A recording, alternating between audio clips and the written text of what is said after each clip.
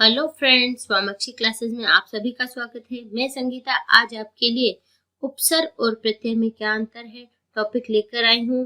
Topic की शुरुआत करने से पहले अगर आपने मेरे चैनल को सब्सक्राइब नहीं किया है तो please subscribe my channel and press the bell icon for notification. और हाँ, यदि आपने मेरे पिछले वीडियोस उपसर्ग एवं प्रत्यय के वीडियोस मिस कर दिए हैं तो उनका लिंक डिस्क्रिप्शन में दिया गया है, आप वहां जाकर उन्हें देख सकते हैं। चलिए शुरुआत करते हैं।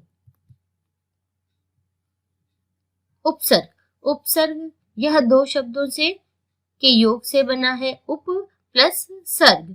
उप का अर्थ होता है समीप, निकट या फिर पास में, और सर्ग का अर्थ होता है सृष्टि करना। अर्थात उपसर्ग का अर्थ हुआ पास में बैठाकर दूसरा नया अर्थ वाला शब्द बनाना। उदाहरण के माध्यम से देखते हैं। जैसे योग एक सार्थक शब्द है जिसका हिंदी अर्थ होता है साधना। यदि सार्थक शब्द योग के पहले प्रउपसर्ग जोड़ने पर हमें एक नया शब्द प्रयोग प्राप्त होता है और प्रयोग का हिंदी अर्थ होता है इस्तेमाल करना। उपसर्ग शब्द के पहले आते हैं। अब उपसर्ग की परिभाषा क्या है वो देखते हैं। वे शब्द जो किसी शब्द के आरंभ में लगते हैं और उनके अर्थ में विशेषता ला देते हैं या उसके अर्थ को बदल देते हैं तो वे क्या कहलाते हैं? उपसर्ग कहलाते हैं। प्रत्यय यह दो शब्दों से बना है। प्रति प्लस अय। प्रति का अर्थ होता है साथ में पर बाद में, जबकि अय का अर्थ होता है चलने वाला। अतः प्रत्यय का अर्थ हुआ शब्दों के साथ पर बाद में चलने वाला या लगने वाला। अतः इसका प्रयोग शब्द के अंत में किया जाता है। तो प्रत्यय का प्रयोग हमेशा शब्द के अंत में किया जाता है। जो शब्दांश शब्दों के अंत में जुड़कर अर्थ में परिवर्तन लाए वे प्रत्यय कहलाते हैं। शब्द निर्माण के लिए शब्दों के अंत में जो शब्दांश जोड़े जाते हैं वे शब्दांश क्या कहलाते हैं? वे शब्दांश प्रत्यय कहलाते हैं। प्रत्यय की परिभाषा है।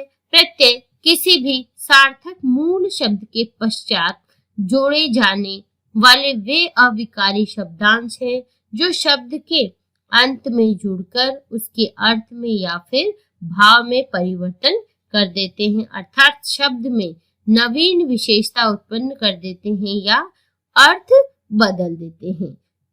अब उदाहरण देखते हैं। जैसे पढ़ मूल शब्द है। पढ़ में आकू प्रत्यय लगा देने से क्या बन गया? पढ़ाकू बन गया। ठीक इसी प्रकार लिख प्लस अक।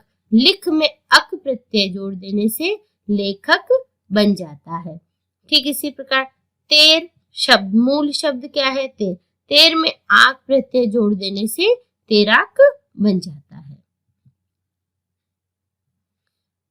उपसर्ग के भेद हैं। उपसर्ग को मुख्य रूप से 3 भागों में बांटा गया है। संस्कृत के उपसर्ग, हिंदी के उपसर्ग, विदेशी भाषाओं के उपसर्ग में अरबी फारसी के उपसर्ग एवं अंग्रेजी के उपसर्ग आते हैं। अब संस्कृत के उपसर्ग। संस्कृत भाषा में 22 उपसर्ग प्रमुख है और हिंदी में 10 उपसर्ग होते हैं। अब प्रत्यय के भेद हैं। हिंदी व्याकरण में प्रमुखतया 2 प्रकार के प्रत्यय होते हैं। पहला है कृत प्रत्यय एवं दूसरा है त्वदिंत प्रत्यय। अब उपसर्ग और प्रत्यय में क्या अंतर है? उपसर्ग और प्रत्यय में क्या अंतर है वो जानते हैं। जो शब्दांश शब्दों के आरंभ में लगते हैं, मतलब प्रारंभ में लगते हैं और उसके अर्थ में विशेषता ला देते हैं या उसके अर्थ को बदल देते हैं वे क्या कहलाते हैं? वे उपसर्ग कहलाते हैं। और जो शब्दांश शब्दों के अंत में जुड़कर उनके अर्थ में विशेषता ला देते हैं या उसके अर्थ को बदल देते हैं तो वे प्रत्यय कहलाते हैं। अगला है उपसर्ग का अपना अर्थ होता है। अब उपसर्ग का अपना अर्थ कैसे होता है? जैसे अभी, अधि, अति, तो इनका अपना एक अर्थ होता है और प्रत्यय का अपना कोई अर्थ नहीं होता। जैसे इक, इया, इनका कोई अर्थ नहीं होता। उपसर्ग जुड़ने पर मुख्य मतलब बदल जाता है। अगर हम मान शब्द लें, मूल जो शब्द है वह क्या है? मान। मान शब्द के पहले अगर हम अभी उपसर्ग जोड़ दें तो अभिमान बन जाता है। प्रत्यय, प्रत्यय जुड़ने पर मुख्य मतलब मूल शब्द के इर्द गिर्द ही रहता है, मतलब मूल शब्द के आसपास ही रहता है। जैसे अगर हम पुराण शब्द लें और पुराण शब्द में इक प्रत्यय जोड़ दे तो क्या बन गया? पौराणिक बन जाता है। तो वो पुराण शब्द के इर्द गिर्द ही घूमता है। पुराण से क्या बन गया? पौराणिक बन जाता है। उपसर्ग का स्वयं अपना अर्थ होता है और उपसर्ग का स्वयं का अपना एक अर्थ होता है।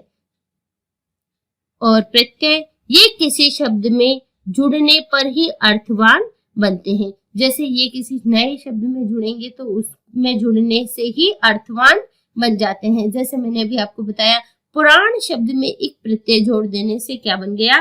पौराणिक बन जाता है।